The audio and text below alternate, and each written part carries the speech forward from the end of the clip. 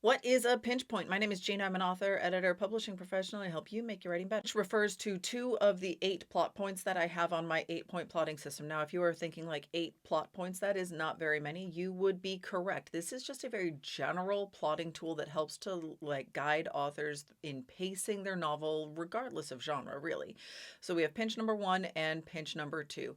Pinch number one is often referred to as the call to adventure. This is the end of Act One as we are moving into Act Two. This is where we have established normal, we have put your character on a new path, and they have decided what they are going to do about it. If we are thinking in terms of a query letter, this is the what are they willing to do to get it. This is where they have like made that decision of what they are willing to do, what they think is going to solve their problem.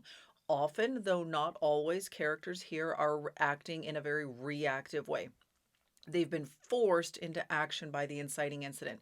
Frodo doesn't want to leave to the Shire. Barbie doesn't want to know the truth. They have been forced out into this adventure.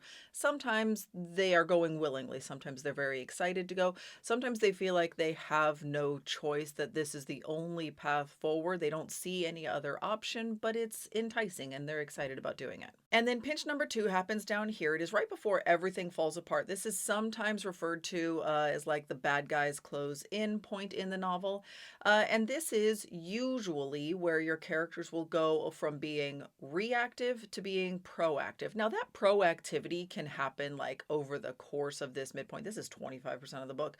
So, like somewhere between 25% and 65%, somewhere in there, your character is going to become much more proactive. They're going to say, like, well, this thing didn't work. What am I going to do instead? Or this thing didn't work. And I did a bunch of stuff here, and I was not ready to actually face my resolution, or everybody else could see this was going to fail. And now, here, once we finish Act 3, character does have everything they need to win the resolution.